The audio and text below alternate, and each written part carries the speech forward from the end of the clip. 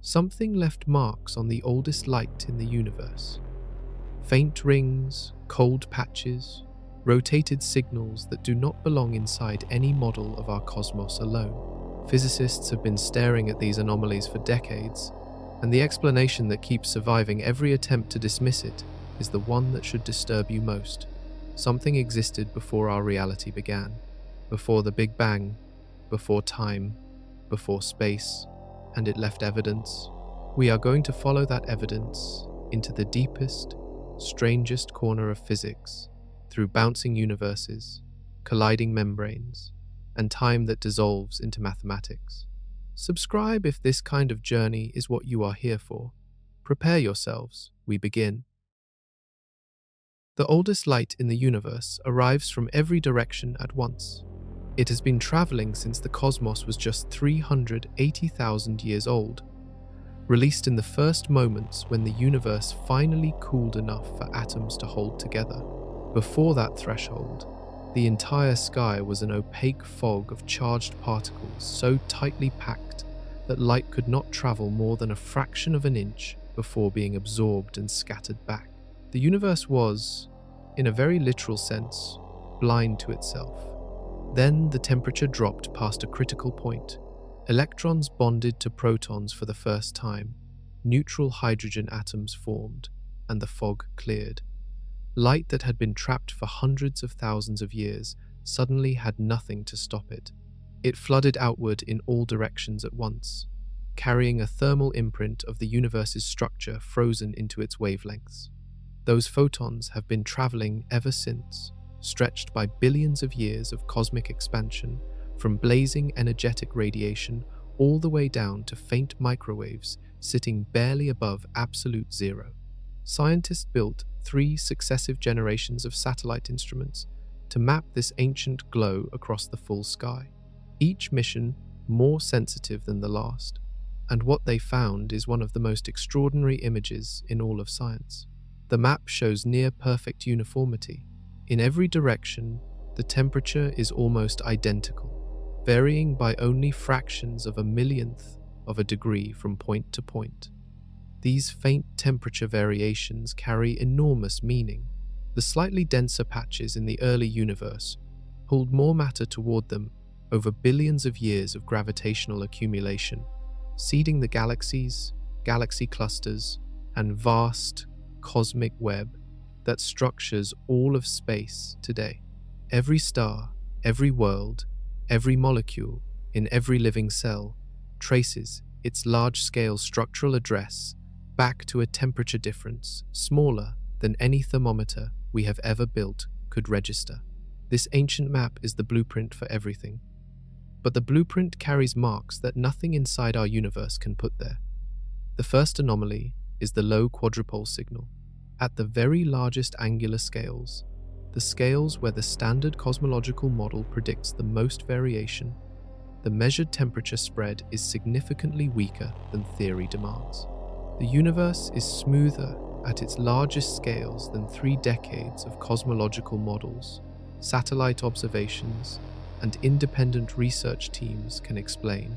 This feature appeared in maps produced in the early 1990s and survived with equal clarity through every subsequent mission using different instruments, different analysis methods, and different scientific teams. 30 years of confirmation with no explanation. The second anomaly is directional. Temperature fluctuations across one half of the sky are consistently stronger than those on the opposite side, as though the universe has a preferred axis running through it. The standard model strictly forbids any such directionality. The cosmos should look statistically identical in every direction, with no special axis anywhere. It does not.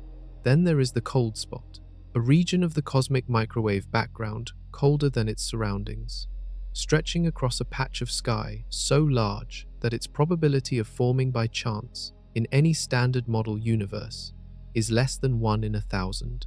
Proposed explanations include a vast, empty void between us and the ancient light, a topological defect from the early universe, and a collision between our universe and another during the inflationary period. Every proposal either fails to fully fit the data or requires invoking physics with no other observational support. And there are the rings, concentric circles of anomalously uniform temperature, geometrically precise, scattered across the sky in clusters. These are the most controversial of all four anomalies, and understanding them requires a very specific theory about what came before our universe. That theory, and the physicist who found the rings that supposedly prove it, sits at the end of a long chain of reasoning that begins not with the cosmic microwave background itself, but with the single most inconvenient feature at the heart of the Big Bang story. The hole at the center of the standard Big Bang story has a name, the singularity. Most people have heard the word without grasping what it actually means for physics, and the gap between the popular image of the Big Bang and what the mathematics actually says is enormous. Run the equations of cosmology backward in time. The universe shrinks, temperature rises, matter compresses, energy density climbs. The standard tools of physics follow this process with extraordinary precision right up until the last moment. And then, at a finite point in the past, the equations stop delivering finite answers. The density of matter returns infinite. The temperature returns infinite. The curvature of space-time returns infinite. Every quantity that should describe the physical state of the universe escapes to a value that has no physical meaning. Infinity in a physical equation is almost never the right answer. It is a signal. It tells you that the mathematical framework you are using has reached the boundary of its validity and stopped describing reality. The equations have not found a place where reality is actually infinite. They have found the place where the theory breaks down. General relativity, the framework that produced this singularity, is one of the most precisely confirmed theories in the history of science. It predicted black holes before they were observed, predicted gravitational waves before they were detected, predicted the precise deflection of starlight around the mass of our star before anyone had the instruments to measure it. Within its domain of validity, general relativity is a masterpiece of precision. But general relativity was built before modern quantum mechanics existed. It contains no quantum physics. At the scales of planets, stars, and galaxies, this omission does not matter because quantum effects on the geometry of space-time are negligibly small. At the extreme compression of the Big Bang, quantum effects on space-time geometry become overwhelmingly dominant. Using general relativity to describe the Big Bang singularity is like navigating a maze using only a map of the continent it sits in. The relevant details simply do not appear at that resolution. The singularity is not a description of what was there. It is a description of where our description stops working.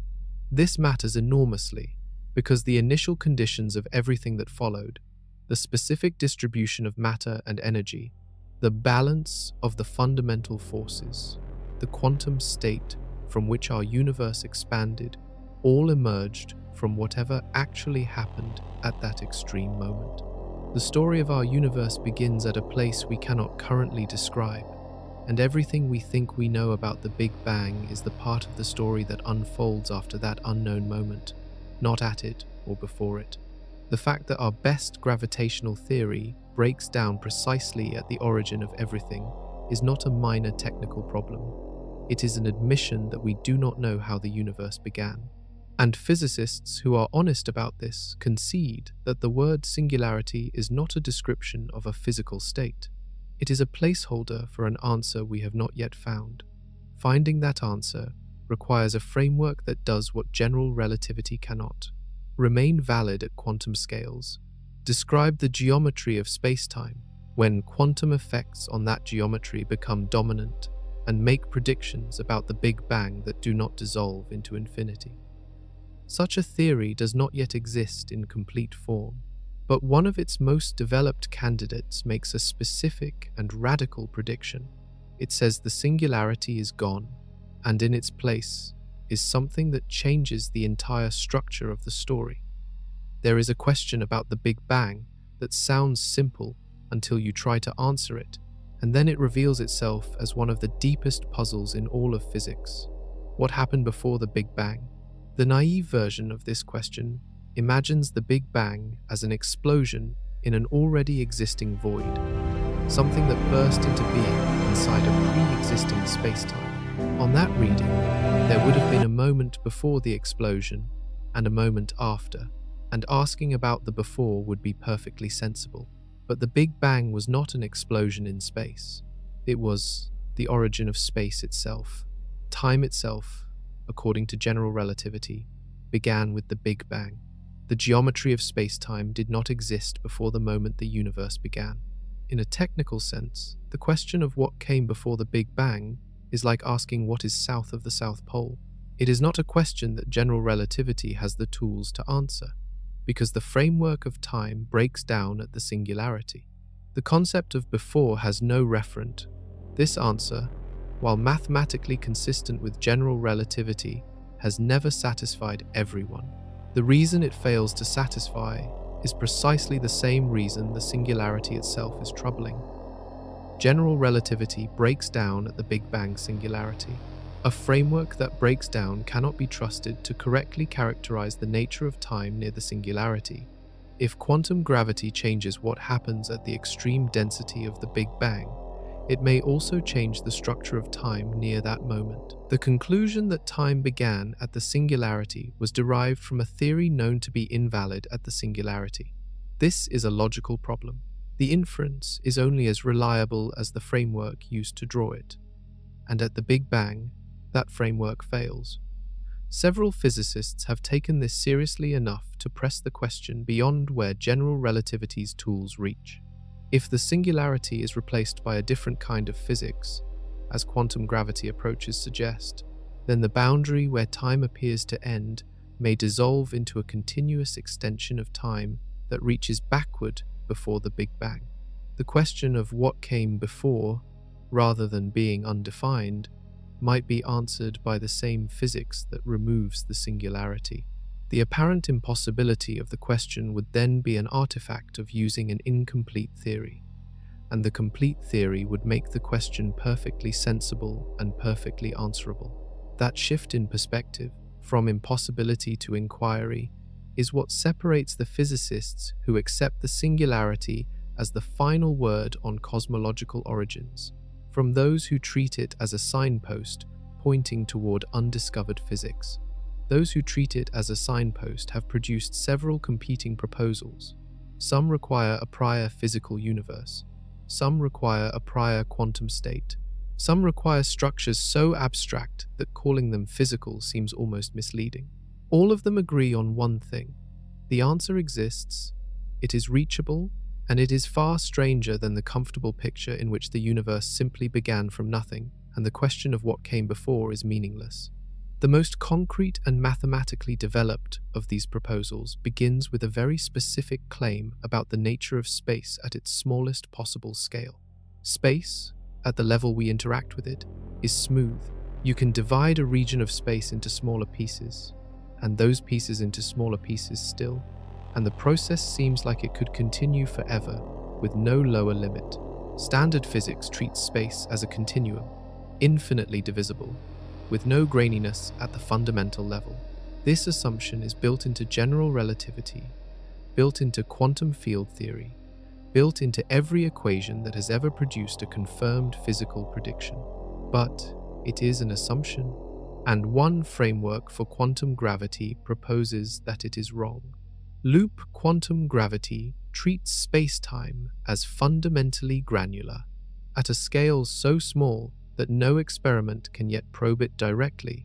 Space is composed of discrete, indivisible units of geometry. The fabric of reality has a minimum pixel size. Below the Planck length, there is no smaller space. The grid cannot be divided further. It emerges mathematically from the quantization of space-time geometry, in the same way that the discrete energy levels of atoms emerge from the quantization of the electromagnetic field. The granularity is a prediction of the framework, and it carries a consequence for the Big Bang that is clean, specific, and dramatic. In standard general relativity, a collapsing universe can be compressed to any density, all the way down to the infinite singularity. But in a space-time composed of minimum size units, compression cannot proceed past a certain point. When the density of a collapsing cosmos reaches the scale at which quantum space-time effects dominate, the granular structure of space generates an effective quantum repulsion. This repulsion does not come from any conventional force. It comes from the fundamental incompressibility of the quantum units of space. Matter cannot be squeezed into a smaller volume than the volume of the minimum spatial unit, so compression halts, and then it reverses. The universe bounces. This is the loop quantum cosmology quantum bounce, and it is the most important concept for understanding what the framework says about the universe's origin. Our Big Bang, rather than being the first moment of an existence that came from nothing, was a maximum compression point. The turning moment between the contraction of a previous universe and the expansion of ours. What we think of as the beginning was actually a transition, and on the far side of that transition was a cosmos with its own history, its own billions of years of evolution, its own structures and dynamics, collapsing through that quantum threshold and bouncing outward into everything we know. Something was there, something real, something that ended so that we could begin. And the physics that made that possible raises an immediate and destabilizing question. What do we actually know about that previous universe, and what might have survived the crossing? If our universe was born from the collapse of a previous one, then for billions of years before our Big Bang, that universe contracted. Picture what that meant. A cosmos with its own stars, its own galaxies, its own cosmic web of large-scale structure, all of it subject to the relentless inward pull of gravity on an ever-shortening timescale. In the early phases of the contraction, the process would have been almost imperceptibly slow, the vast distances between galaxy clusters beginning to close, nothing yet looking catastrophically different from the expansion phase we know.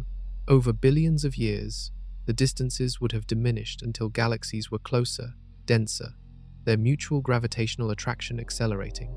Eventually, over an immense period of time, the collapse would have become violent, heating the space between galaxies into plasma, compressing the cosmic background radiation into shorter and shorter wavelengths, driving temperatures upward as the entire universe fell inward on itself. What happened to the stars? In the early contraction phase, they would have continued burning, living out their hydrogen fuel on timescales, unaffected by the slowly changing intergalactic distances. But as the contraction deepened, the rising ambient temperature of the collapsing cosmos would have added external heat to stellar surfaces. The distinction between the interior heat of a star and the heat of the surrounding space would have gradually narrowed until eventually, in the most extreme phases, the background temperature of the universe would have exceeded the temperatures inside stars. At that point, the thermodynamic gradient that drives stellar burning would have reversed, and the universe itself would have become hotter than its stars. Stellar evolution, as we understand it, would have ceased to function in any recognizable way. The galaxies, too, would have merged as their separations collapsed to zero. Every structure that took billions of years to assemble would have been compressed back toward the quantum floor. Whether any information about the previous universe survived the bounce is one of the most contested questions in loop quantum cosmology. The mathematics of the quantum transition is not yet fully solved. Some analyses suggest that the quantum state of the collapsing universe maps deterministically through the bounce, meaning that the specific details of the prior cosmos are encoded in the quantum initial conditions of ours. If this is correct, then the marks of the previous universe are written, in some form, into the structure of our own. The tiny fluctuations in the cosmic microwave background, the seeds of every galaxy and structure in our universe, might not be random. They might be shaped by the quantum heritage of a universe that existed before ours, carrying encrypted information about that universe's final state through the most extreme physical process in the history of reality. Whether we could ever decode that information is a different and even harder question. But the physics says it is there, and the next step in the story reveals a physicist who believes he has already found part of it, hidden in plain sight in the oldest light in the sky.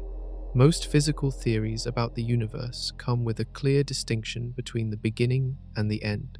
The universe starts in a hot, dense, high-energy state. It expands and cools. Over enormous timescales, it approaches a final equilibrium. The standard picture of the far future is a universe in which all stars have burned out, all black holes have evaporated through quantum processes, and the residual energy has spread so thinly across expanding space that nothing thermodynamically interesting can ever happen again. This is the heat death. Not an explosion, not a collapse, but a slow fade to featureless cold. It sounds like an ending from which nothing could return, and in the standard picture, nothing does. But one physicist looked at the mathematics of that final state and saw something that no one else had noticed. The ending and the beginning might be, in a precise mathematical sense, the same thing. Roger Penrose developed a framework he calls conformal cyclic cosmology. Its central insight concerns something called conformal geometry, a branch of mathematics that deals with shapes and angles while treating scale as meaningless. In conformal geometry, a structure that is very large and a structure that is very small but have the same shape are mathematically equivalent. Scale does not exist in conformal geometry. Only ratios and angles matter. Penrose noticed that the ultimate final state of the universe, when all massive particles have decayed and only massless particles remain, is a state in which scale itself becomes physically meaningless. Massless particles, like photons, have no internal clocks. They do not experience the passage of time. They cannot, by any physical measurement, distinguish one scale from another. A universe filled only with massless radiation, no matter how vast and cold and empty, becomes conformally flat. And the initial state of our universe, the hot, dense, perfectly smooth quantum state right after the Big Bang, is also conformally flat. A mathematical transformation connects them. The vast, cold, empty end of one universe and the hot, dense beginning of the next are not separated by a gap. They are the same surface. The end of the previous universe simply is the beginning of the next one. The mathematics here is specific and concrete, not metaphorical. The aeon, as Penrose calls each cosmic cycle, has no absolute beginning or end when viewed from the right mathematical perspective.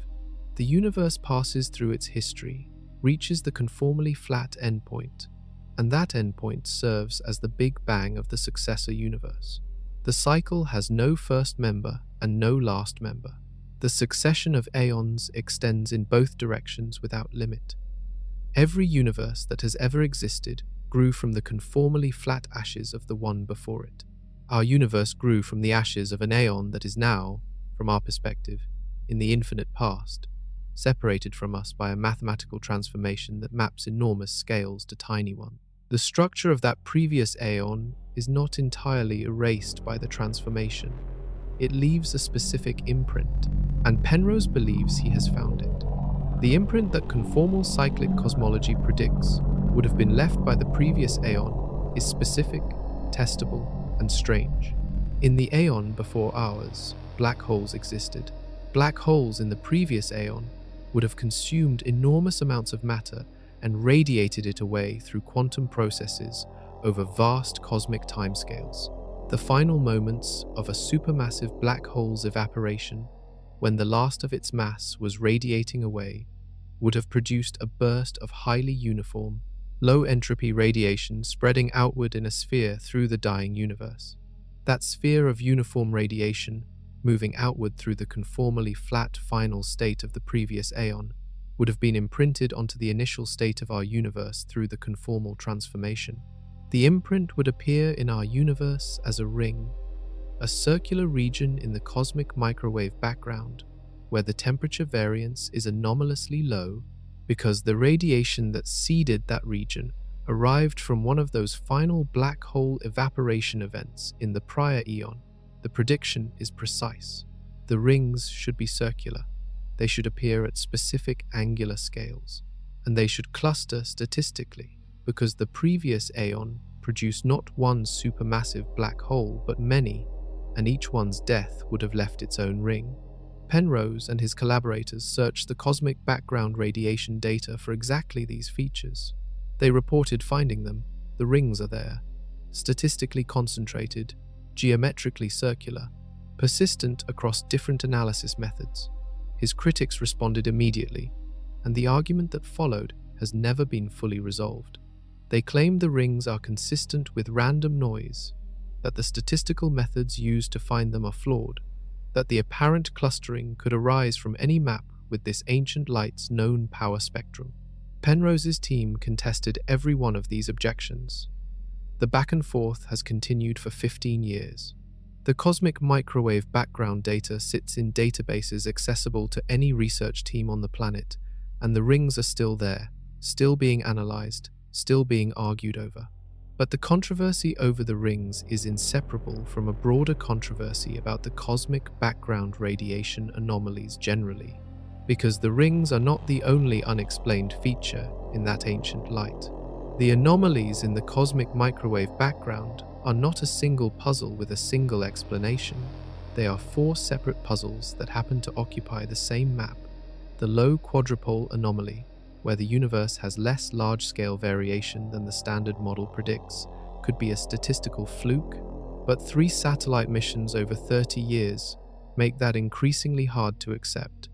The hemispherical power asymmetry, where one half of the sky has consistently stronger temperature fluctuations than the other, requires either a profound breakdown of the assumption that the universe has no preferred direction or some physical cause that has not yet been identified.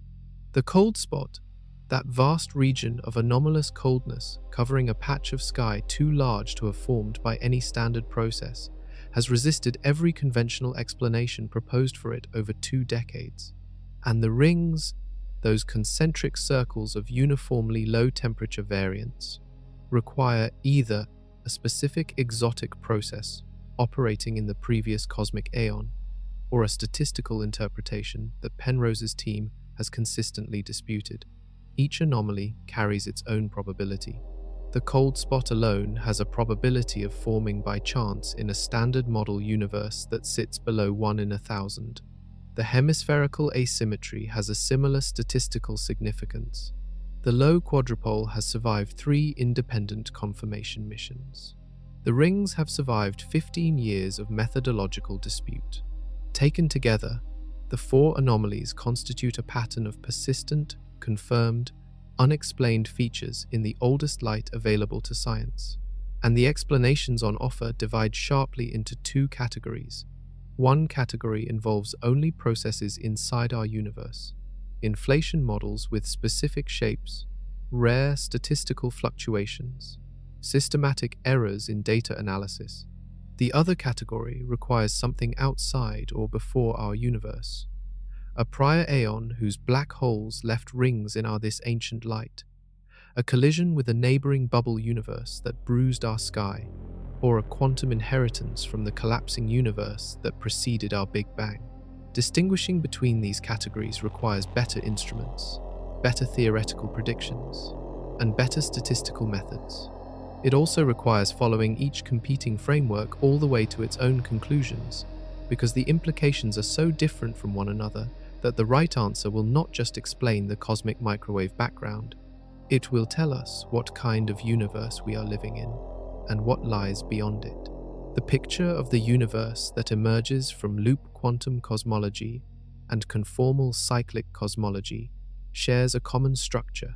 Our universe is one phase in a long sequence, connected to what came before by a physical transition, carrying inherited information from a previous cosmic history. Both frameworks treat the universe as cyclic in some sense. But there is a third class of theories about what preceded our Big Bang that is structurally different from all of these.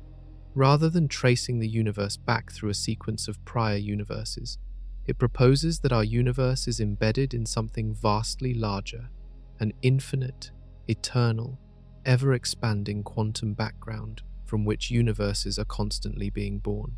In this picture, the question of what came before our Big Bang has a specific and verifiable answer. Before our universe, there was a sea of inflating space-time, enormous, beyond any scale we can meaningfully imagine, perpetually expanding, and perpetually seeding new universes as quantum fluctuations condensed within it into bubbles of lower energy spacetime, each bubble expanding from the inside into a universe of its own. Our Big Bang was one of these condensations, one bubble nucleating in an eternal quantum ocean. The process that produced us never stopped. It is still running. Other universes are being born right now. Eternal inflation emerged from the mathematics of inflationary cosmology. Standard inflation proposes that our universe underwent a brief period of exponential expansion in its first fraction of a second, driven by the energy of a quantum field in a high-energy state. This expansion solved several problems in cosmology, explaining why the cosmic background radiation is so uniform, why the universe appears geometrically flat, and why no exotic remnants from the earliest moments are detectable. But the mathematics of inflation does not require the inflating field to decay everywhere at once. In most formulations of the theory, quantum fluctuations in the inflating field cause different regions of space to decay at different times. In some regions, inflation ends and a normal universe begins. In others, inflation continues, driving exponential expansion that creates new space faster than the decay can consume it. The inflating regions grow faster than they convert to normal universes. The total volume of inflating space never decreases. It keeps growing forever, and within it, universes keep nucleating, each one a bubble of lower energy spacetime expanding from within, each one evolving according to its own physical history, each one separated from all others by the inflating background that surrounds it. The process has no end, and crucially, it may have no beginning either. Before our universe, there was not nothing.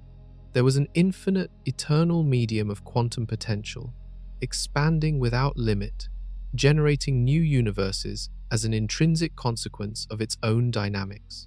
Our universe was one of trillions upon trillions of nucleation events in that process, each one a Big Bang, each one the beginning of a separate cosmos, with its own physical history unfolding over billions of years. And if other universes exist, separated from ours by expanding walls of inflating spacetime, then two of them might, under the right conditions, be close enough to interact. What would happen if two bubble universes actually collided? The answer is one of the most specific and testable predictions in all of modern cosmology. If eternal inflation is correct, and our universe is a bubble nucleating in an inflating background, then the surface of our universe, its outer boundary where our spacetime ends and the inflating medium begins, is a sphere expanding at close to the speed of light. Other bubble universes nucleate inside the same inflating background and expand the same way. In an eternal medium with infinitely many bubble nucleations, the probability that two bubbles will collide before they expand far enough apart to be forever separated is greater than zero. In an infinite process, probabilities greater than zero become certainties. Bubble collisions happen, and when they do, the collision leaves a mark on this ancient light. The mark is a disk, a circular region on the sky where the cosmic microwave background temperature is anomalously high or low in a specific gradient, with a sharp edge corresponding to the boundary of the collision region, and a characteristic pattern of temperature variation inside it that differs from the surrounding the cosmic background radiation. The shape of the disk, the steepness of its edge, and the temperature profile inside it are all predicted by the geometry of the collision. The collision between two spherical bubble universes produces a round bruise on our sky, and the physics of that bruise is specific enough to distinguish it from any other known process. The search for this disk has been conducted on this ancient light data from multiple missions.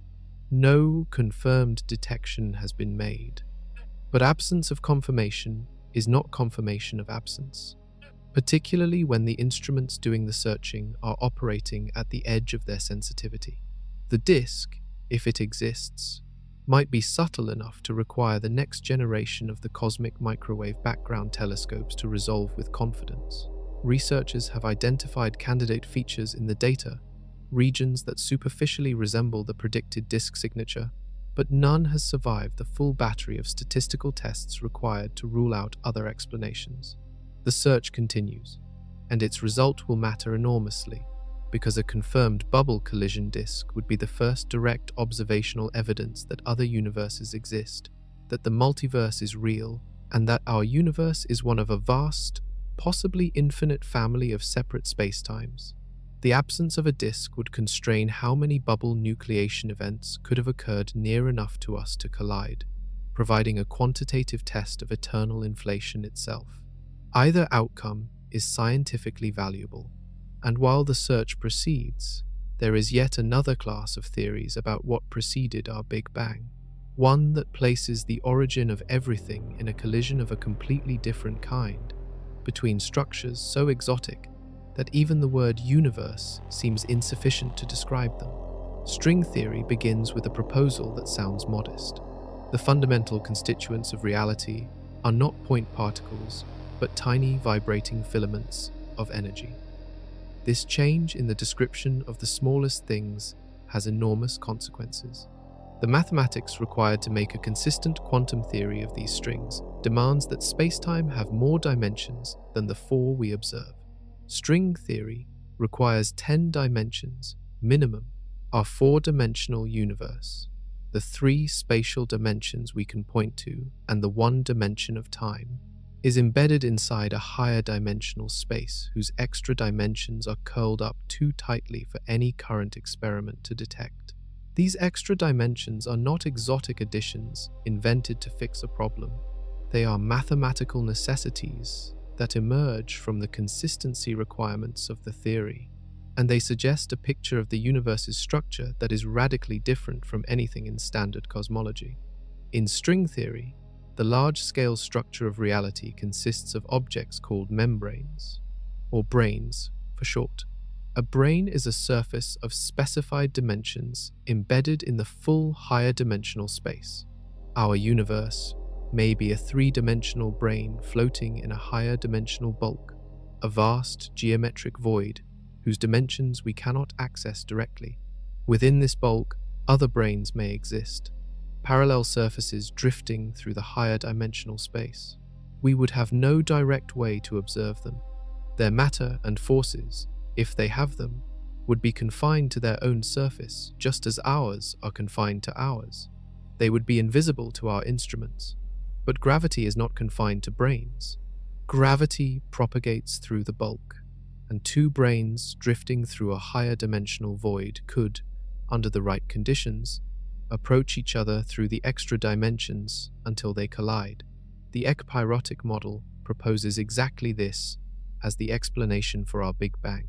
Before our universe existed as we know it, 2 cold, nearly empty branes drifted through the higher dimensional bulk, pulled slowly toward each other by a weak attractive potential acting through the extra dimensions. For billions of years, nothing happened.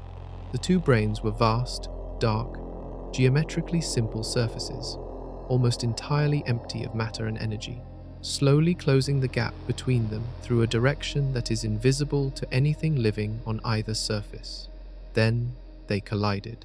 The collision released the potential energy stored in the attractive force between them, converting it into radiation and matter distributed across both brane surfaces simultaneously.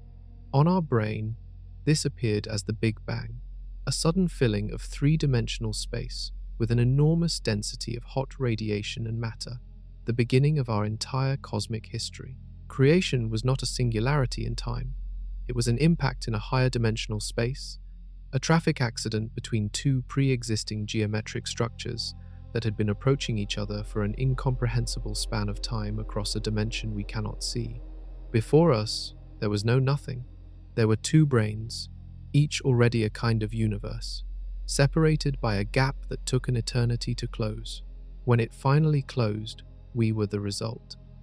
Before the collision, there was a silence of a kind that has no name in human language. 2 membrane universes drifted through a higher dimensional space, cold and stripped of everything we would recognize as content. They were empty in a way that goes deeper than any emptiness you can picture.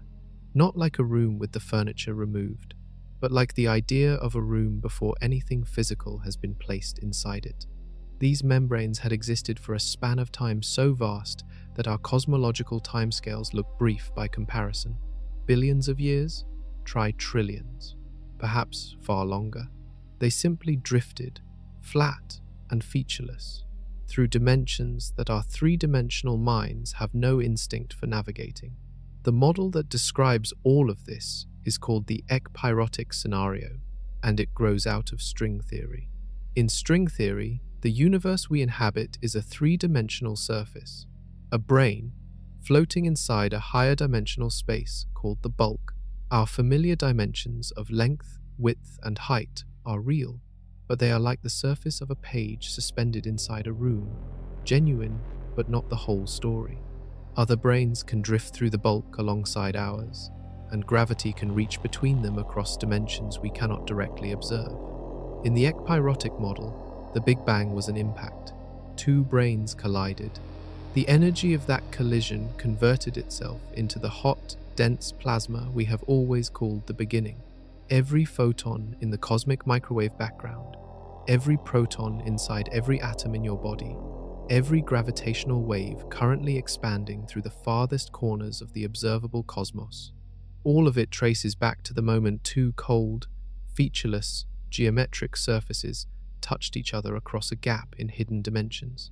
Think about what that means for the question of before. Before our universe was not a void. Before our universe was two older universes, stretched across dimensions we cannot see, spending an incomprehensible span of time approaching each other at speeds so slow that describing them in miles per hour would require more decimal places than this script has words. Those membranes carried no stars, no galaxies, no light in any wavelength. They were the geometry of emptiness itself, old and cold and patient beyond any patient thing you have ever imagined. And then they were not. The picture that emerges from the mathematics is genuinely strange. Two vast planes, suspended in a space you cannot visualize, moving toward each other with glacial inevitability. For trillions of years, nothing changed. Then contact, and from that contact, an entire universe erupted, born not from nothingness, but from a collision that had been building since before our entire concept of time has any meaning. What makes ekpyrosis scientifically valuable is that it makes a prediction different from standard inflation. The two models generate different patterns of primordial gravitational waves in the ancient light of the cosmic microwave background. The next generation of detectors is being built specifically to look for that signal. If they find a strong primordial gravitational wave background, standard inflation wins. If the signal is faint or absent, ekpyrosis stays on the table. Either way, we are about to receive a verdict from reality itself. But a membrane collision still requires two pre-existing things to collide. What if origins are not about collisions at all, but about reproduction? What if the universe has parents, the way every living thing has parents, inheriting its physical constants, the way a child inherits the color of their eyes? One physicist spent decades developing exactly that idea, and the implications reach further than almost anyone was prepared to follow. Before you can understand where the universe came from, you have to understand something about black holes. Most people think of black holes as endpoints, as the universe's drain, the place where matter and information fall in and are lost. That picture is not wrong, exactly, but it may be radically incomplete. A physicist named Lee Smolin looked at black holes and saw something different. He saw nurseries. He saw the mechanism by which universes have children. The proposal is called cosmological natural selection, and its central claim is this: when a black hole forms, the quantum processes that occur at its core, processes we understand incompletely and at the edge of our physics, may generate a new universe on the other side. The new universe expands into its own space, invisible and inaccessible from our own, and it does so with physical constants inherited from its parent universe. But the inheritance is imperfect. The constants of the child universe are slightly mutated, nudged by small random variations the way a gene can be copied with an occasional error. This means our universe has a parent. That parent had a parent. Somewhere behind us stretches a lineage of universes, each one born from a black hole in its predecessor, each one passing down its physical parameters with small changes, and the chain goes back without a first link. There is a family tree of universes, and we are located somewhere in the middle of it, probably the deep middle. The number of generations before ours could be beyond any number we have a name for. This idea might sound untethered from reality, but Smolin grounded it in testable logic. The key question is whether the theory predicts something specific about the universe we actually live in, and it does. If cosmological natural selection is real, then the physical constants of our universe should be close to optimal for producing black holes. Because universes that produce many black holes produce many offspring, and over countless generations, the population of universes becomes dominated by black hole-producing configurations. When physicists examine the constants of our universe, the picture is striking. The masses of the fundamental particles, the strength of gravity, the properties of nuclear forces, all sit in a range that allows stars to ignite, burn through their fuel, and die in supernovae that leave behind black holes. Nudge any of those constants by even a small amount in most directions, and the black hole yield drops dramatically. Our universe is extraordinarily well configured for making black holes. It is also, as a consequence, extraordinarily well configured for making chemistry, planets, and life. Those two facts turn out to be deeply connected. And if Smolin is right, neither fact is a miracle. Both are the predictable output of a selection process that has been running across an uncountable sequence of universes. But this immediately raises a challenge that goes to the heart of physics. If the constants of our universe are the product of a long evolutionary chain, then they are not fundamental in the way we assumed. They are inherited, and that changes the entire framing of the question we are trying to answer. The constants that allow your existence were not written into reality from the beginning. They were passed down through an unbroken line of universes, refined by a process with no designer and no endpoint. That process has a history deeper than we can trace, and the deeper we look, the stranger the picture becomes. Because the universe our constants allow is built on a foundation that turns out to be seething with invisible activity. There is something extremely strange about empty space. Sit with that for a moment. The vacuum, the apparent void of space, the nothing between things, has properties, real, measurable properties. And those properties connect directly to the deepest unsolved problem in all of physics.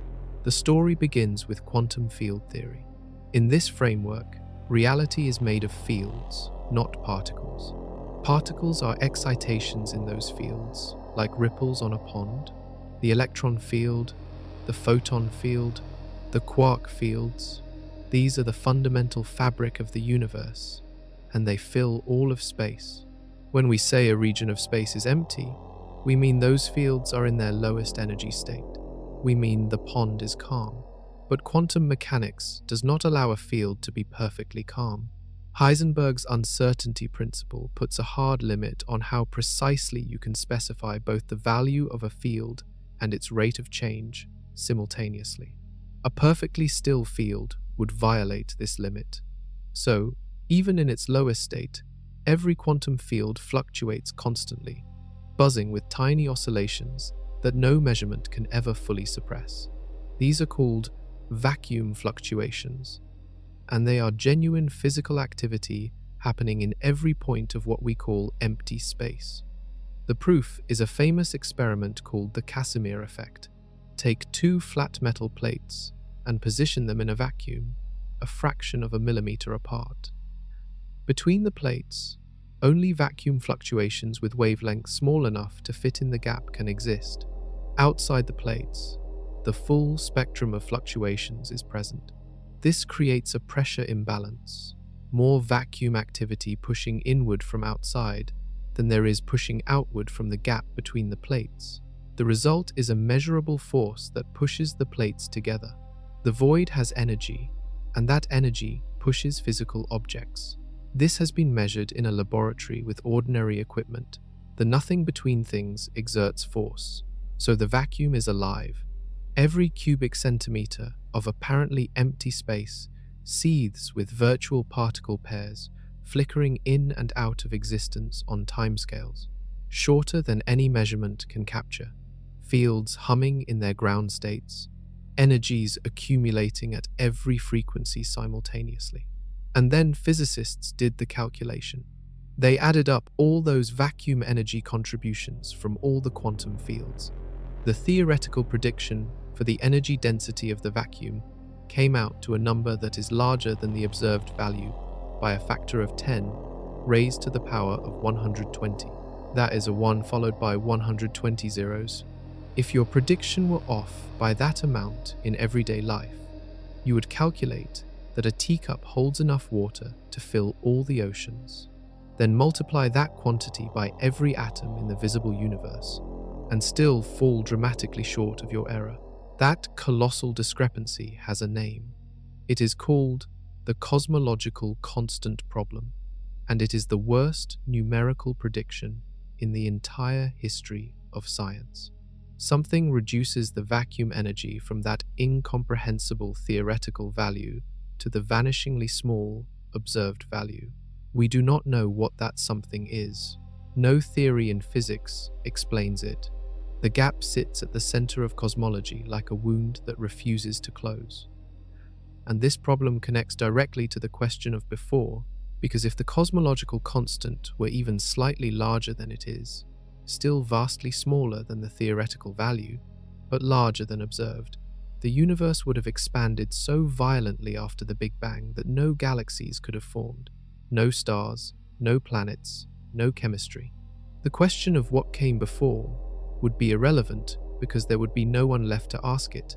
Something set the cosmological constant to a value small enough for structure to exist.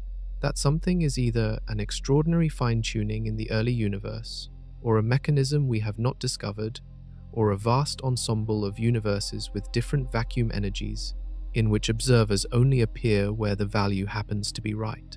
All three options point back to the same cliff edge. Before this universe, there was something that configured its vacuum energy. What was it? One physicist walked to that edge and kept walking. He did not ask what kind of physical system preceded our universe. He asked whether anything needed to precede it at all.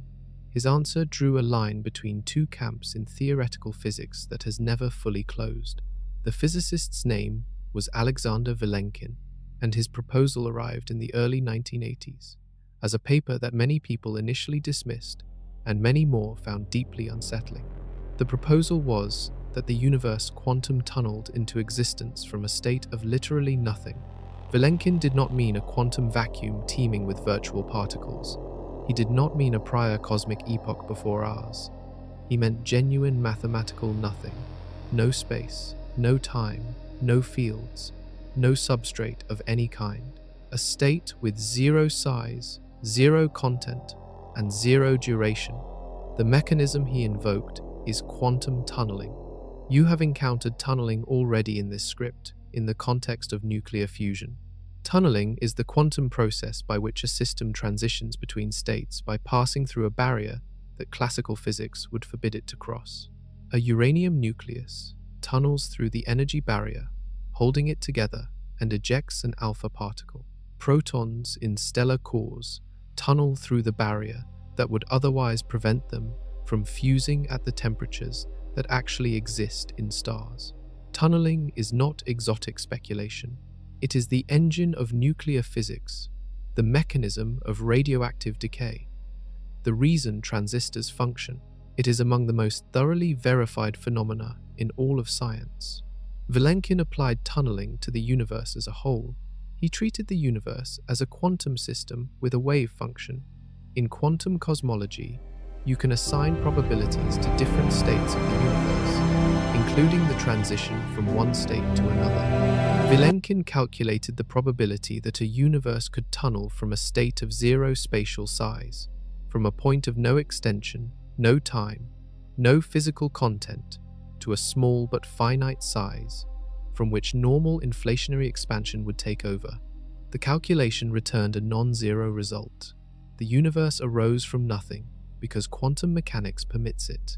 In this framework, nothing, true, complete, mathematical nothing, is not a stable state. A probability amplitude hovers over emptiness, and given whatever counts as sufficient quantum time, which is paradoxical because there is no time in nothing, a universe appears. It tunnels into existence the way a particle tunnels through a barrier.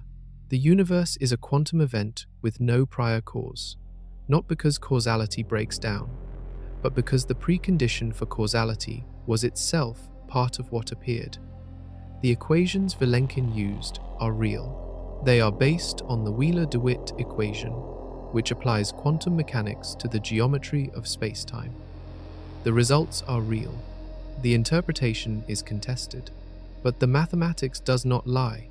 A universe can arise from a state with no classical description, and the probability is not zero. That result should give you pause.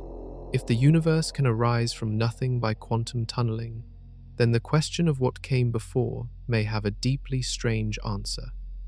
It may be that before our universe there was a complete absence of everything, and the universe is not evidence of a prior cause, but evidence of the bare instability of nothing itself.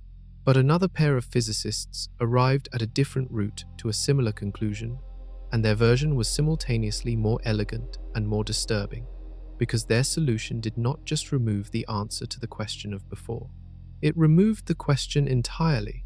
The proposal had two authors, Stephen Hawking, already famous for his work on black holes, and James Hartle, a quantum physicist at the University of California. Together, they developed what became known as the no-boundary proposal, and it approached the problem of before with a piece of mathematics that is either the most elegant thing in cosmology or the most evasive, depending on how you feel about it. The key move was treating time near the Big Bang as a mathematical quantity called imaginary time. In ordinary mathematics, imaginary numbers arise when you take the square root of a negative number. They are not less real than ordinary numbers. They appear throughout physics, in quantum mechanics, in electrical engineering, in the equations describing waves and oscillations. But they behave differently. When you square an imaginary number, you get a negative result rather than a positive one, and this flips certain mathematical relationships in ways that turn out to be physically significant. When Hawking and Hartle used imaginary time in their equations for the very early universe, something remarkable happened. Time stopped behaving like time. It started behaving like a spatial dimension, the distinction between time and space, which is fundamental to how we experience reality and to the structure of general relativity, dissolve. In imaginary time, moving forward or backward is not different in kind from moving left or right. There is no preferred direction, no arrow, no special moment that counts as the beginning. In this framework, the universe does not have a starting point. It has a shape. Think of the surface of the Earth. The surface of the Earth has no edge. You can travel in any direction and never reach a boundary. The South Pole is a geometrically ordinary point on the surface. It is the bottom, but it is not a wall or an ending. Now imagine that the history of the universe is like the surface of that sphere. There is no boundary. There is no moment of creation. Moving backward in imaginary time, you arrive at the early universe the way you arrive at the South Pole, not at a wall or a singularity or a moment of beginning, but at a smooth, ordinary point from which all directions lead forward.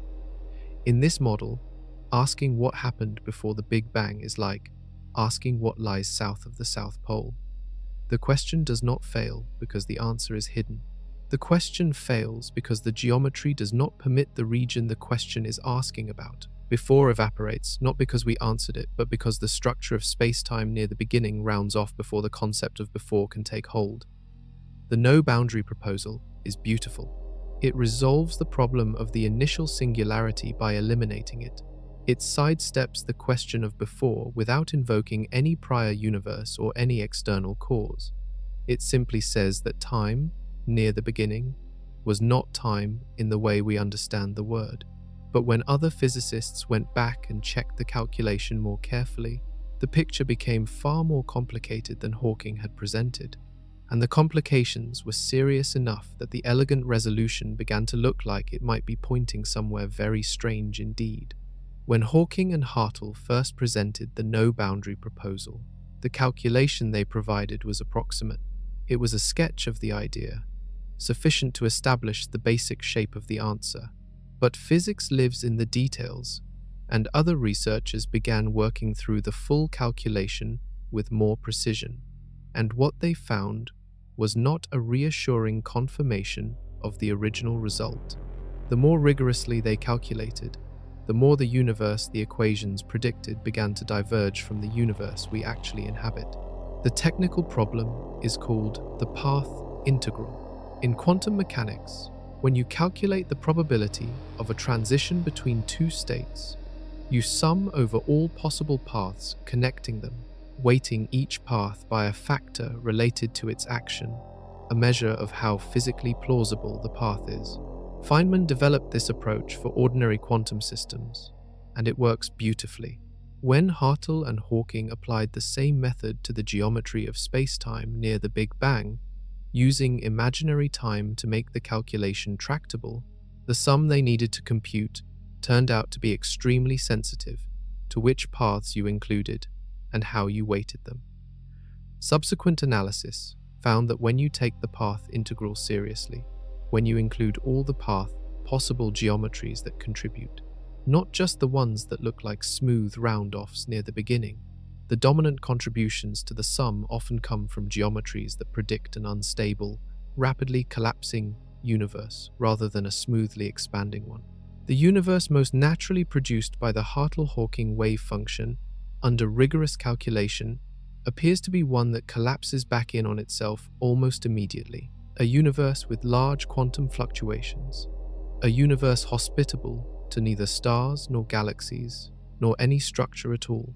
In some calculations, the no-boundary proposal seems to predict a universe nothing like ours.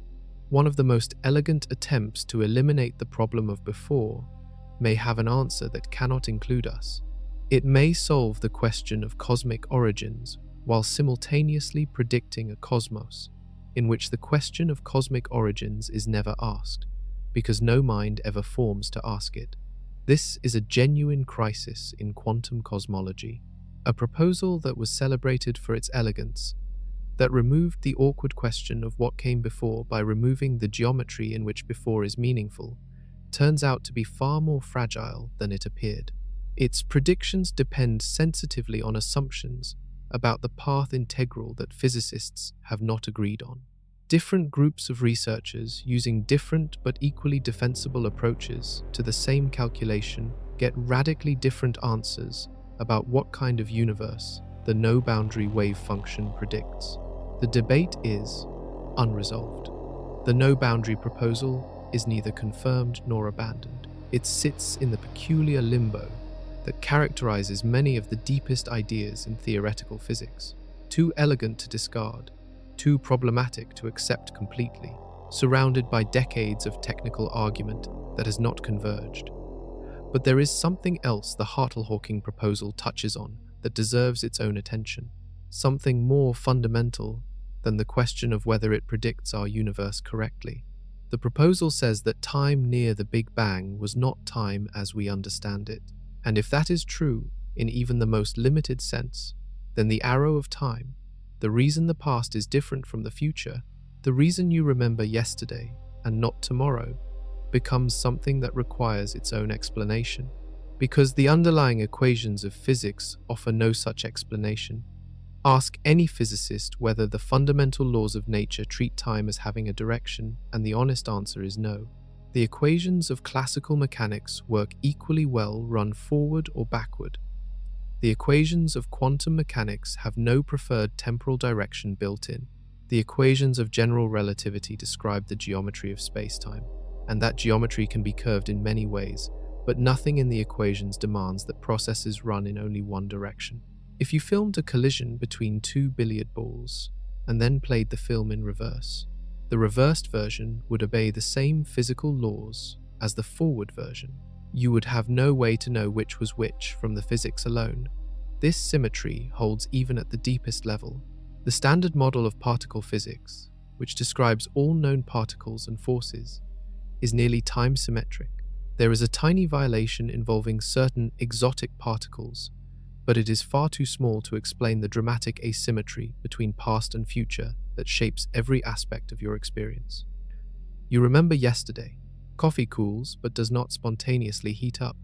Shattered cups do not reassemble themselves.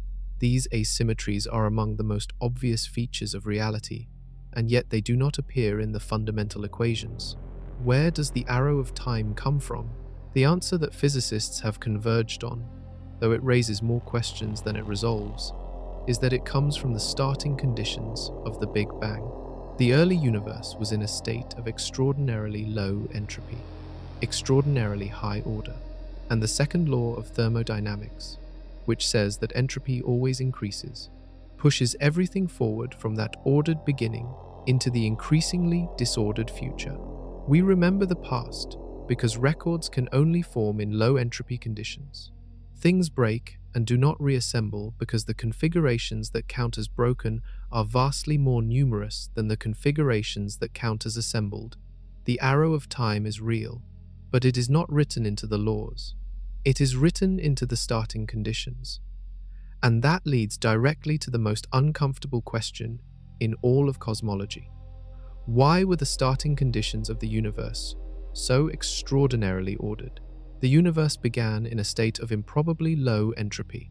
Saying improbably is almost insufficient. The cosmologist Roger Penrose calculated the odds of the Big Bang beginning with the degree of order we observe, compared to the space of all possible starting configurations for a universe of this size and content. The number he arrived at has a name only in the language of mathematics: 10 raised to the power of 10 raised to the power of 123. That is not a number any human intuition can grasp. It is not a number any analogy can reach. It is a number that makes winning a lottery look like a certainty, and winning 1 trillion simultaneous lotteries look like a minor coincidence. The low entropy of the Big Bang is the reason the arrow of time points the way it does. It is the reason memory exists, the reason you can read these words, the reason any structure or life or thought is possible, and it is completely unexplained by standard cosmology. The Big Bang happened to start in an extraordinarily ordered configuration, and that is all anyone can currently say about it. Cyclic and bouncing cosmologies try to address this. If the universe has gone through many cycles, if our Big Bang was a bounce from a prior contracting phase, then the arrow of time is not a one-time coincidence. It is a recurring feature of a cosmic process. In some cyclic models, entropy resets at the bounce. In others, the entropy accumulates across cycles, but the structure of each cycle still contains a low entropy phase that drives an arrow of time within it. The arrow of time has a history. The order we observe is not a miracle. It is a regular output of a cosmic machine that has been running through cycles for longer than any single cycle can measure. But whether cycles reset entropy or merely dilute it, the same question eventually reappears. Why was there order in the first place? Where did the initial low entropy state that started the whole chain come from? Every theory that bounces or cycles eventually has to face the fact that order requires explanation, and pushing it back one cycle, or 1 trillion cycles, only changes the address of the mystery. There is one way to know which version of the answer is right, one approach that does not require choosing between theories on the basis of elegance or internal consistency, but that asks reality itself to declare a winner. That approach involves gravitational waves. And the signal we are waiting for is already out there, traveling toward us, encoded in the oldest light we can detect. Gravitational waves pass through everything: matter, radiation, magnetic fields, other gravitational waves. Nothing scatters them. Nothing absorbs them. A gravitational wave produced at the very earliest moments of the Big Bang has been traveling through the universe ever since, carrying with it an unaltered record of the conditions that produced it.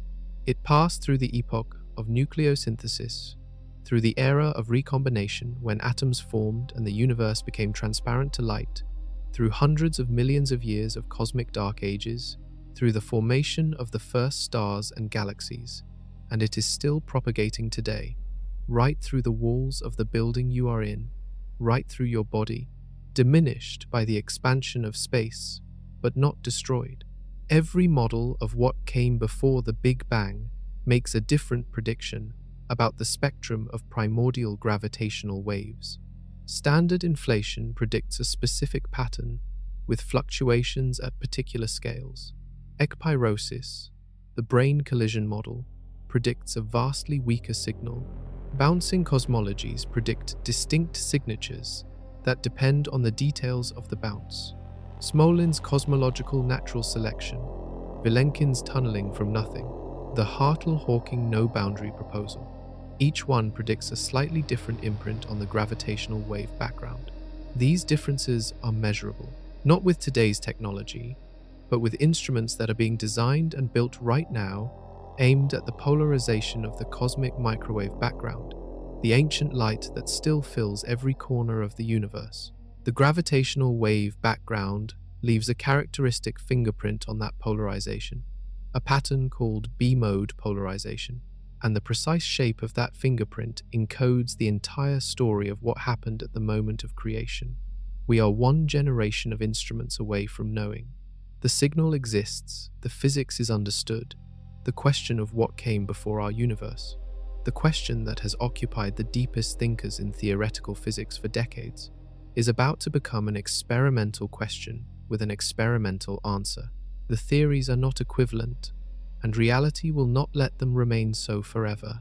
Somewhere in the fabric of the oldest light in the universe, the answer is waiting, and we are almost close enough to read it. The Planck satellite spent years gathering the most precise measurements of the cosmic microwave background ever assembled. Cosmologists expected to find confirmation of the standard model, small refinements, incremental improvements in precision. What multiple independent teams found instead was a rotation. Every photon in that ancient light, traveling for nearly 14 billion years before reaching our detectors, had its polarization angle shifted by a small but completely uniform amount across the entire sky. Every direction, every region, the same twist, everywhere, as if something had reached into the fabric of reality during or before the Big Bang and given all of space a slow, coordinated spin. That is not a poetic image. That is the literal description of what the data shows. This effect has a name: cosmic birefringence. In ordinary materials, birefringence happens when light passes through a substance that treats different polarization states differently. Crystals do it. Certain transparent minerals do it.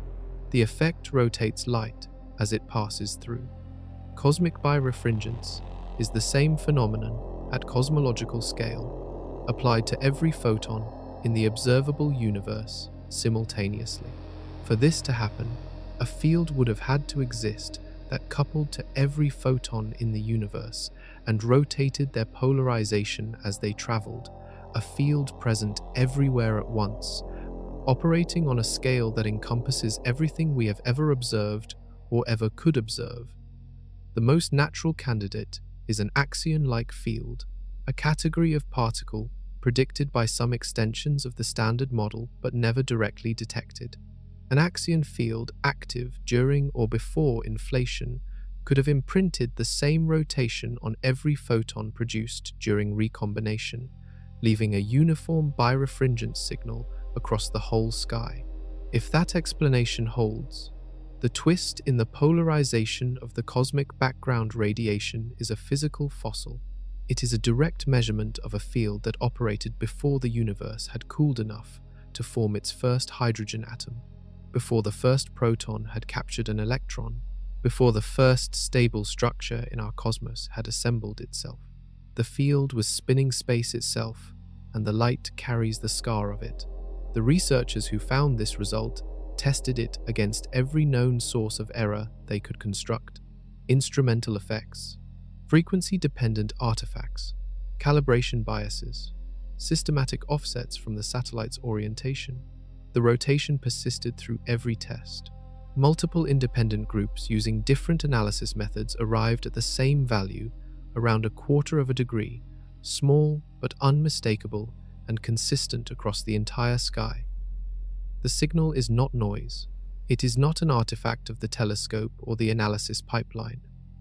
It is a real, replicated, physical feature of the oldest light in the universe, and the most defensible explanation for it reaches back past the beginning of everything we know.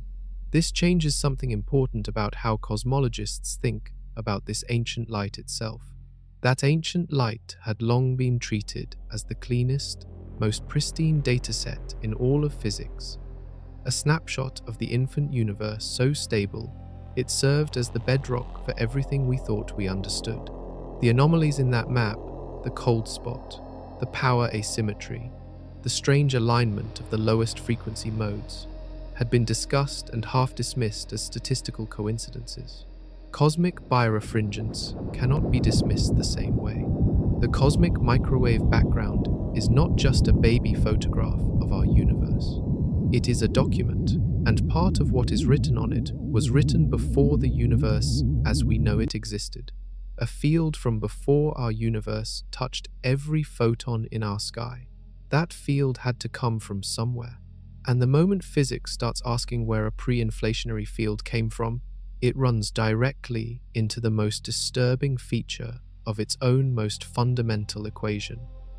The Wheeler-DeWitt equation is the equation that should govern the quantum state of everything.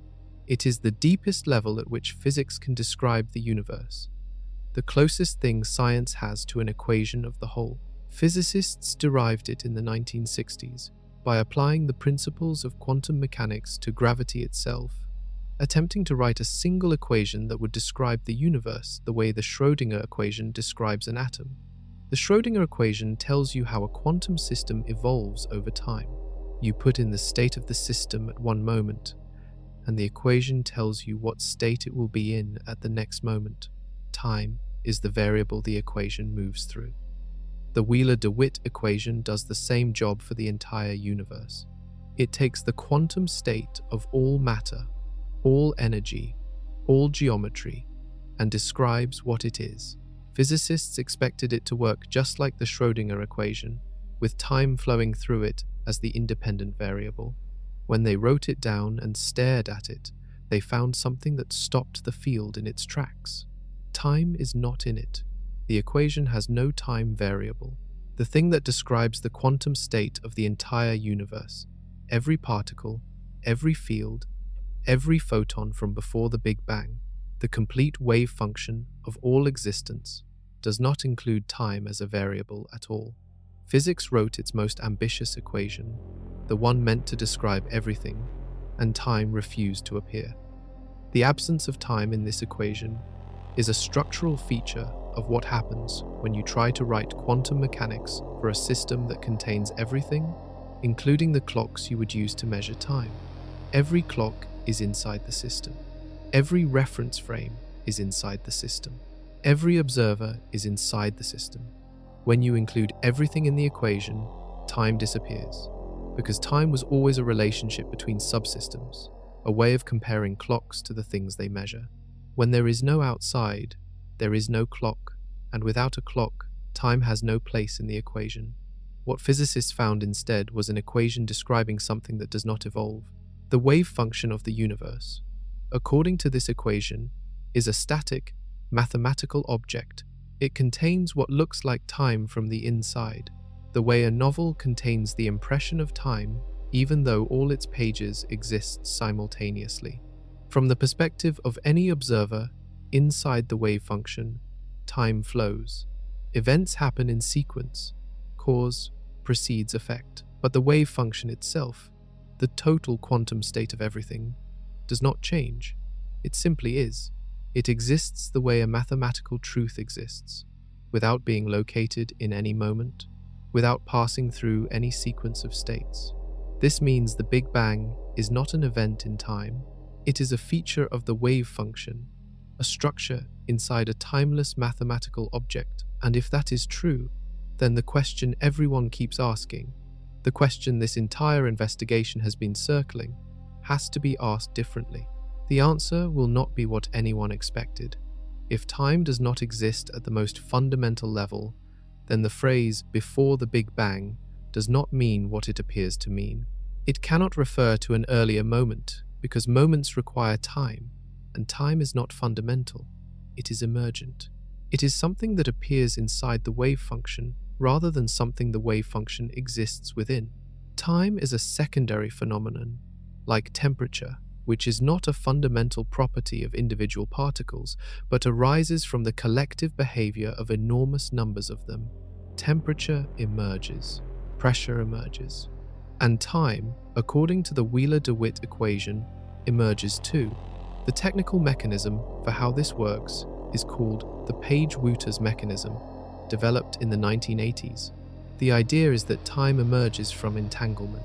When one subsystem of the universe, say a particle whose state changes regularly, becomes quantum mechanically correlated with the rest of the universe, those correlations create the internal experience of time for observers who are also inside the system.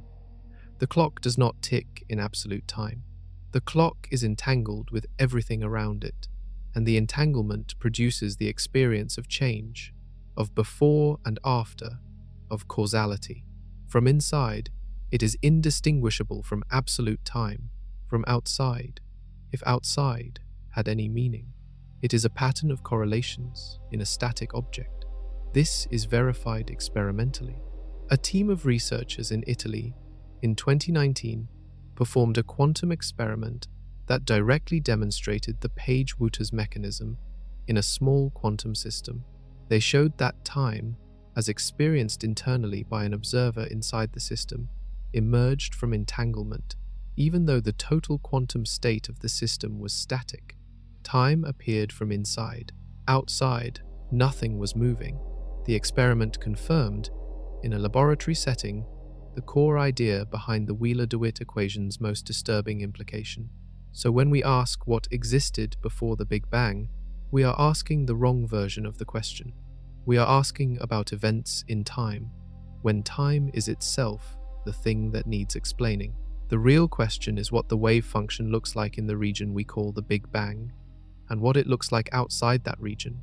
And answering that question requires stepping into a framework of reality far stranger than any cosmological theory so far proposed.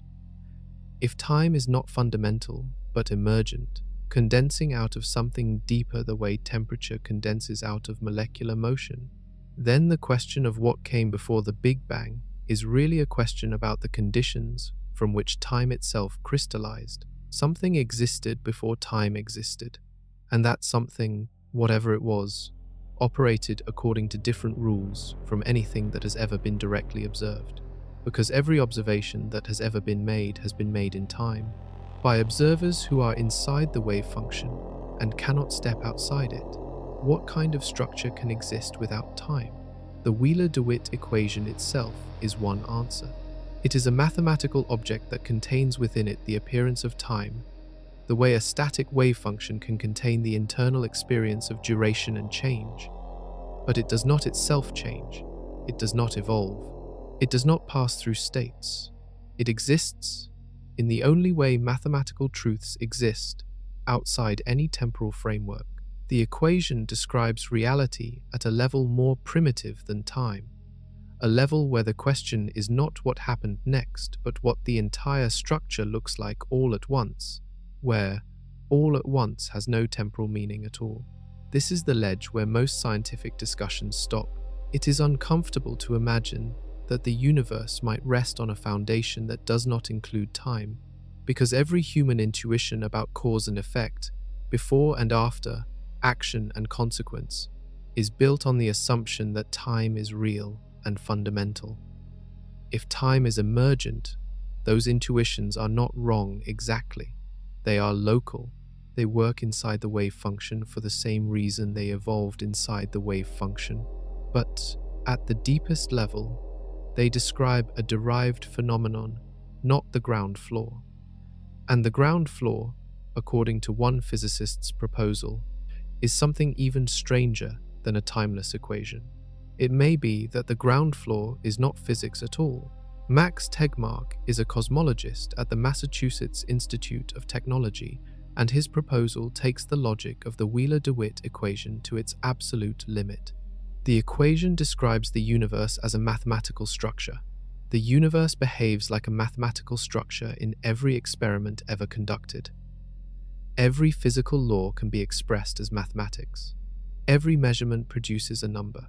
Every prediction takes the form of an equation. Tegmark looked at this pattern and asked a question that sounds simple until you realize you cannot answer it without upending everything. Why is there a physical universe at all when the mathematics would be just as valid without one? His answer is called the mathematical universe hypothesis. The physical universe does not just resemble mathematics, it is mathematics. The collection of particles, fields, forces, and space-time geometry that constitutes our reality exists in exactly the same sense that a mathematical theorem exists, necessarily by virtue of being a consistent formal structure. There is no separate physical substance underlying it, no primitive stuff that the equations describe. The equations are the stuff, and if that is true, then every consistent mathematical structure exists as a physical reality, because existence, in this framework, simply means being a valid mathematical structure. The implications radiate outward in every direction. Our universe exists because it is a valid mathematical structure, because its axioms do not contradict each other, because its laws are internally consistent. But ours is not the only consistent mathematical structure. There are infinitely many of them, all equally valid, all equally real. Some have 3 spatial dimensions and 1 time dimension, like ours. Some have different numbers of each. Some have entirely different sets of fundamental forces. Some have laws so alien that nothing resembling matter or energy could form within them. All of them are equally real because they are all equally valid mathematics. This is what Tegmark calls the mathematical multiverse, or the level 4 multiverse. It is not parallel universes branching off from quantum measurements, which is a separate concept. It is something more radical, a library of all possible structures, all equally real, all existing outside time, because mathematics itself is outside time. The entire library exists not somewhere in space, but in the way that abstract truths exist, necessarily, because denying them would be a contradiction. 2 + 2 = 4 in every universe, because the truth of mathematics does not depend on any universe being there to notice it, and all the structures that can be described by consistent mathematics are real for the same reason, because their existence requires nothing beyond their own consistency. In this picture, the question of what existed before our universe has a clean answer: everything. Every possible universe was already present in the mathematical ensemble, not in sequence, but simultaneously, in the timeless way that all valid equations are simultaneously true. Our universe did not come into being. It was always in the ensemble. The Big Bang was not a moment of creation. It was a feature of one particular mathematical structure, a structure that was always real and always complete. There was no first moment. There was no original nothing. The ensemble is eternal, outside time, and our universe is one expression of it. That answer is either profoundly liberating or profoundly terrifying, and it is worth sitting with the terrifying version for a moment. If all consistent mathematical structures are equally real, then every version of this universe is also real.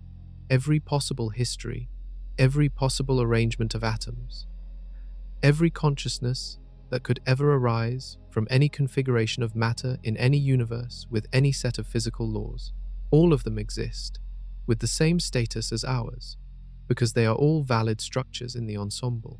The uniqueness that we feel, the sense that this universe is the real one, is a feature of being inside one particular structure and lacking access to the others. From inside the ensemble, there is no most real version. There is only the version you happen to be in. This removes the comfort of uniqueness entirely. But it opens a stranger question. If our universe is one mathematical structure among infinite others, it still had to carry some information from the structural transition that we call the Big Bang. And quantum mechanics has very specific things to say about where that information went and what happened to it. Information in quantum mechanics cannot be destroyed. This principle, called unitarity, is one of the hardest rules in all of physics. Quantum states can change. They can evolve, interact, entangle, decohere, but the total information content of a closed quantum system is conserved at every step of its evolution. Information cannot disappear.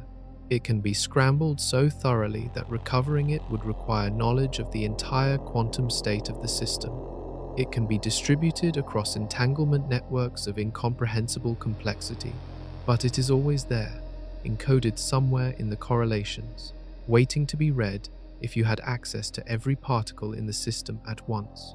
Stephen Hawking spent years arguing that black holes violated this principle. A black hole that forms from a particular star and then evaporates via Hawking radiation, he proposed, destroys the information about what fell in, releasing only thermal radiation that carries no record of what it came from. This led to decades of heated debate.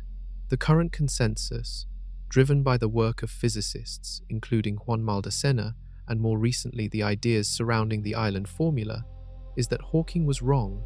Information is preserved even in black hole evaporation. It is scrambled beyond any practical recovery, but it is not destroyed. Loop quantum cosmology applies the same principle to the Big Bang. In the bounce scenario, the previous universe's quantum state evolved through the moment of maximum compression and emerged as the initial state of our universe. The bounce was the most violent event in the history of anything. Densities reached the Planck scale. Quantum geometry underwent a transformation that has no analogy in ordinary physics. But the evolution was unitary. The information was not destroyed. The quantum state of the previous universe, compressed and scrambled beyond recognition, carried through and seeded the quantum state of ours. Every atom in your body is part of a quantum field whose correlations trace back through 14 billion years of cosmic evolution, through the Big Bang itself, and into a prior state of the universe that existed before ours began. The information about that prior state is encoded in the quantum correlations of everything. Your particles are entangled with other particles, which are entangled with others, in a network that preserves the quantum information of everything that happened before the bounce. The history of the previous cosmos is written into you, in the same sense that the history of a collapsed star is written into the radiation it left behind. You are carrying an ancient record. The question is whether anyone will ever be able to read it. The answer, at the level of practical physics, is probably not. The scrambling that happened during the bounce was not mild. The quantum state of an entire universe was compressed to Planck scale density and then expanded outward, and the information processing that occurred during that compression was the most extreme information scrambling that physics can describe. Every subsequent moment of our universe's evolution has continued the scrambling, distributing the information further across entanglement networks of growing complexity.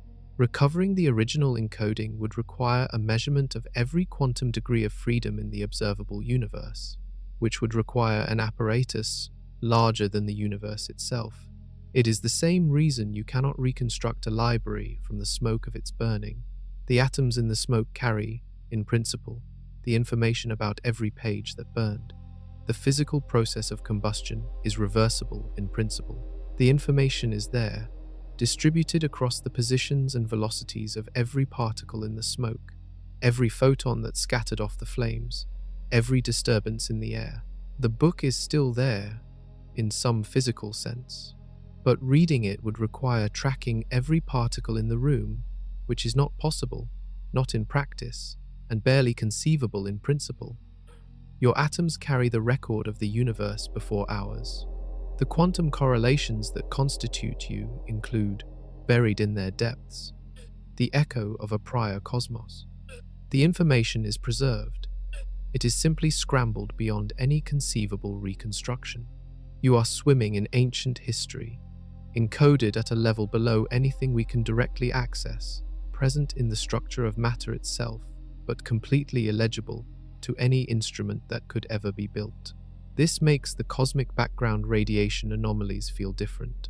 If the previous universe's history is encoded in our quantum state but inaccessible, then the large-scale patterns in this ancient light represent something extraordinary, information that survived the scrambling in a form that might actually be readable.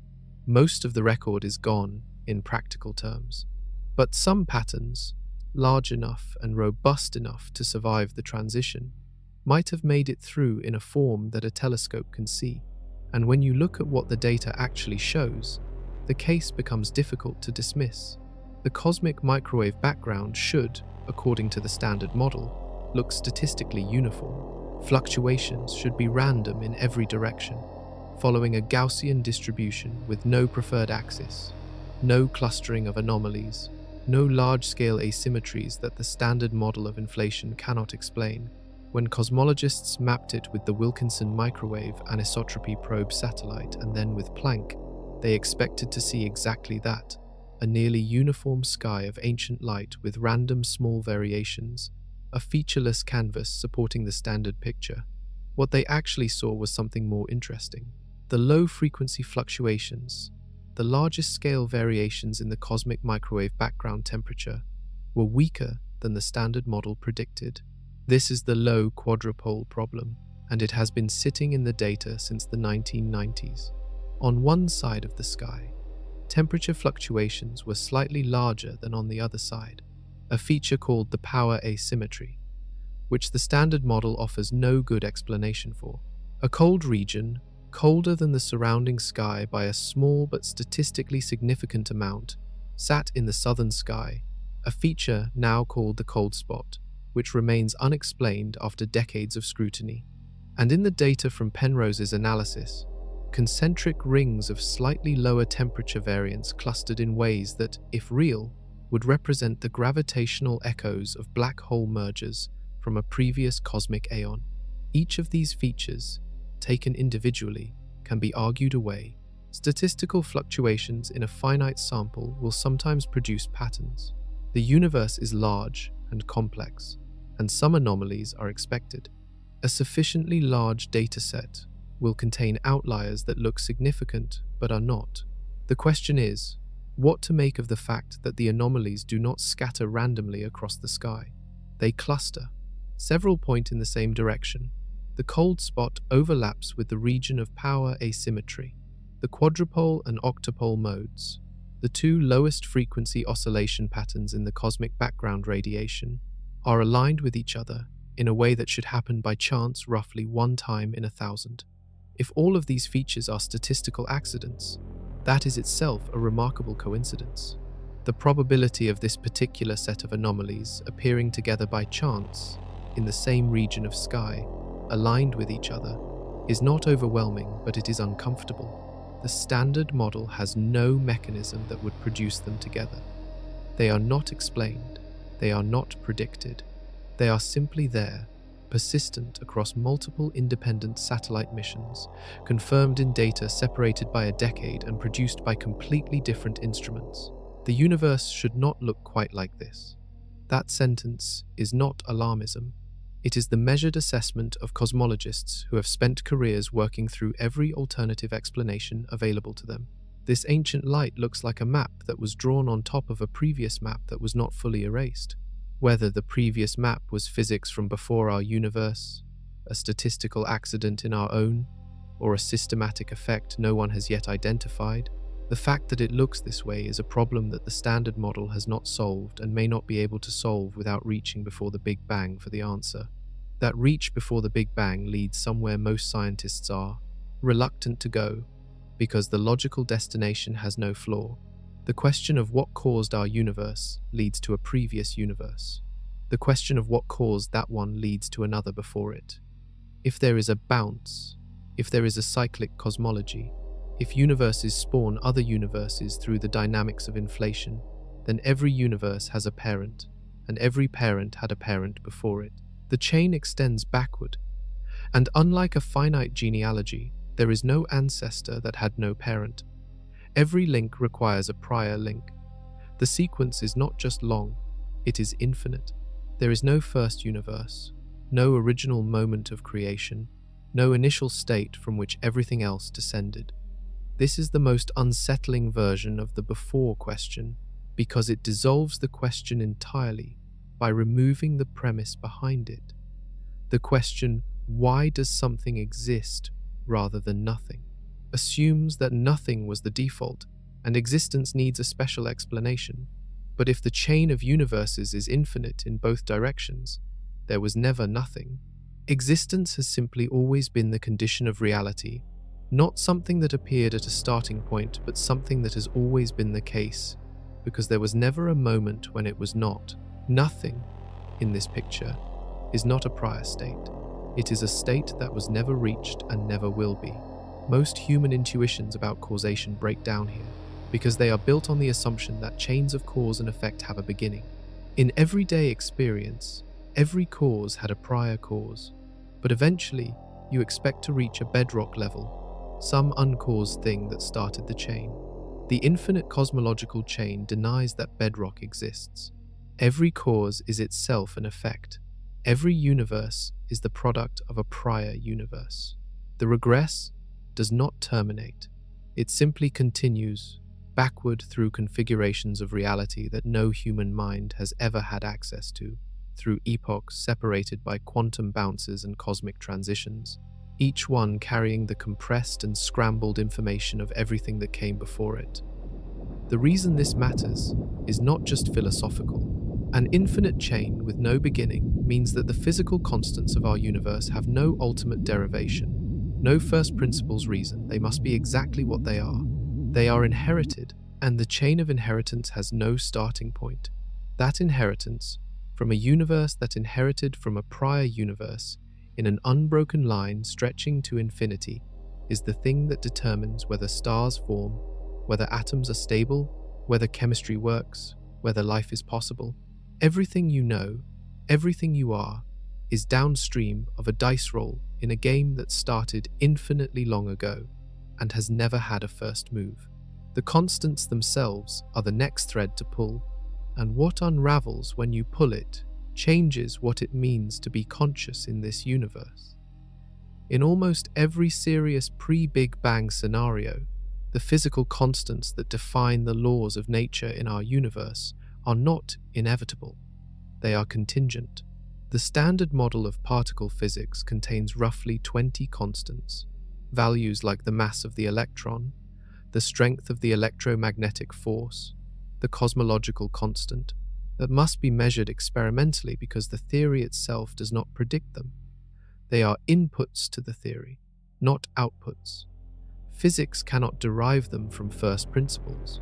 It can measure them with extraordinary precision, but it cannot explain why they have the values they have.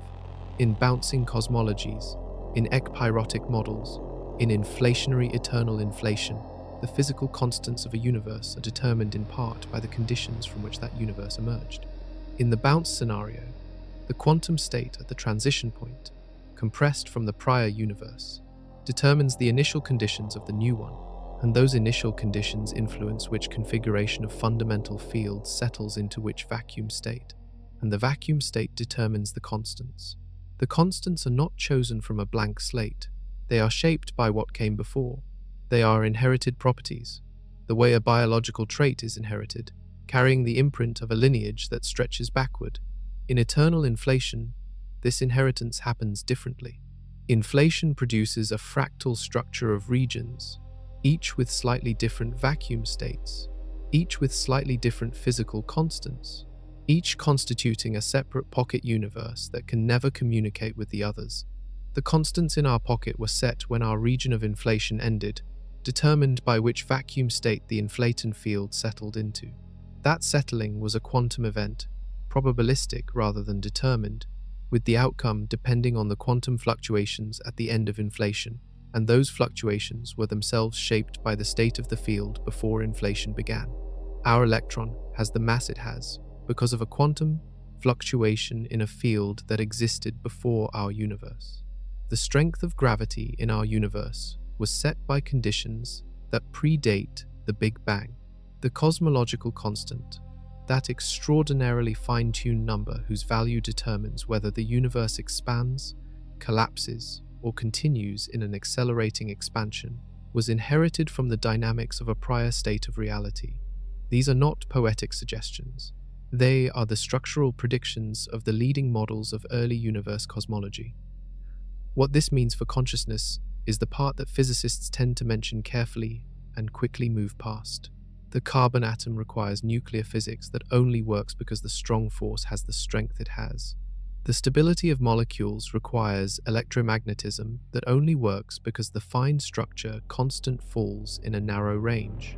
The existence of long-lived stars, those stable furnaces that warm planets for billions of years, requires gravity and nuclear burning to be balanced in a way that only works because multiple constants have the values they have.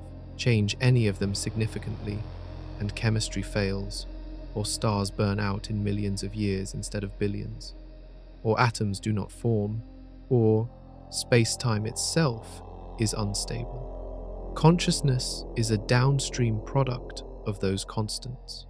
Every thought, every sensation, every moment of awareness that has ever occurred in this universe happened because the constants took the values they took, values determined by conditions that predate our universe, inherited from a prior state of reality, set in place by a chain of causes that has no beginning. The existence of mind in this universe is not an inevitable feature of reality. It is a contingent one. It is the result of a particular roll of dice in a game with no first move, a game that has been running since before time existed in any sense we can measure, understanding that changes how the search for what came before feels. It is not just a question in cosmology. It is the question that explains why there is anything here to do the searching. And the search itself, the instruments being aimed at the boundary between our universe and whatever preceded it, is about to take a decisive turn. The ground under the Atacama Desert in Chile is currently home to one of the most powerful microwave observatories ever built. The Simons Observatory sits at an altitude of 5,200 meters, where the air is thin enough and dry enough to let the faintest signals from the cosmic microwave background pass through to detectors cooled to within a fraction of a degree above absolute zero. Its cameras contain tens of thousands of individual sensors, each tuned to detect the polarization of microwave light at a sensitivity that would have seemed unreachable 2 decades ago. It is already operating, it is already returning data, and it is just the beginning of a generation of instruments aimed at the same target. The Stage 4 Cosmic Microwave Background Experiment, a collaboration involving more than 20 institutions across the United States and Chile, is planned to deploy tens of thousands of detectors across 2 sites simultaneously. Its design sensitivity is aimed specifically at one signal, the primordial gravitational wave background, the faint ripples in space-time produced by inflation itself, which should have left a distinctive polarization pattern in the cosmic background radiation called B modes. Detecting those B modes would be, in effect, detecting the sound of the Big Bang at the quantum level, confirming inflation and, depending on the signal's properties, constraining the physics of inflation with a precision that could distinguish between different pre-Big Bang scenarios. In space, the Lightbird satellite is in development, planned for launch by the Japan Aerospace Exploration Agency within this decade. It will measure the polarization of this ancient light across the entire sky from above the atmosphere, free from the interference that limits ground-based observatories. Its target is the same B-mode signal. If primordial gravitational waves are strong enough to be within its range, Lightbird will find them. If it does not find them, that absence is itself a constraint, ruling out certain inflationary models and pointing toward others, including some that predict a pre-inflationary phase. The gravitational wave observatories are moving in the same direction. The Einstein telescope, planned for construction in Europe, will sit underground in a triangular configuration stretching 3 kilometers on each side, with sensitivity orders of magnitude beyond the existing Laser Interferometer Gravitational Wave Observatory and Virgo detectors. It will be sensitive to a range of gravitational wave frequencies that includes the stochastic background from the early universe, the accumulated signal of every gravitational wave event that occurred during the quantum epoch near the Big Bang. Cosmic Explorer, the American counterpart, will push the same boundaries from a different angle. These instruments, together, will be able to probe conditions within the first fractions of a second of our universe's existence. Within 2 to 3 decades, humanity will have instruments capable of detecting or ruling out most of the leading pre-Big Bang scenarios. The bounce will either leave a signal or it will not. Inflation will either have produced primordial gravitational waves at the predicted level or it will not. Cosmic birefringence will either be confirmed as arising from a specific axion-like field or it will point to something even more exotic. The cosmic microwave background anomalies will either persist in higher resolution data and demand an explanation, or they will dissolve into noise. The experiment is underway. The data is coming. What will that discovery feel like? Consider what it means to detect a signal from the moment of the Big Bang, or from a period that preceded it. We are talking about a pattern of faint ripples in the fabric of space-time, produced in the first fraction of a second of the universe's existence, traveling for nearly 14 billion years through expanding space, arriving at a detector that we built on a planet that formed from dust ejected by a dying star, in a galaxy that condensed from quantum fluctuations in the infant cosmos, which itself may have been born from the collapse of a previous universe that burned for billions of years and compressed to a point and bounced back into existence with a new set of physical laws. The signal has been traveling since before life existed on this planet. It has been traveling since before Earth existed. It has been traveling since before the first stars ignited. It arrives here, in this century, in detectors built by the descendants of beings who did not even know what a galaxy was 400 years ago. There is something almost unbearable about the scale of that journey. When a physicist reads the output of a gravitational wave detector and finds the specific spectral signature that confirms the bounce, or rules it out, or points to something stranger still, that moment of recognition will be one of the most concentrated points of meaning in the history of conscious beings asking questions about existence. The universe will have told us something about its own origin, and it will have done so across a gulf of time that no other act of communication has ever crossed. This generation of physicists may not get the final answer, but the next generation almost certainly will. Humanity is closer to knowing what existed before the Big Bang than it has ever been, and the knowing, when it comes, will not be comfortable. Every scenario on the table involves something that breaks an assumption so basic that most people have never thought to question it. If the bounce is confirmed, the beginning was never real. If the mathematical ensemble is correct, our universe is one object in an infinite library with no special status. If the constants are inherited, everything that exists here, including the capacity to ask the question, is contingent on conditions before our time.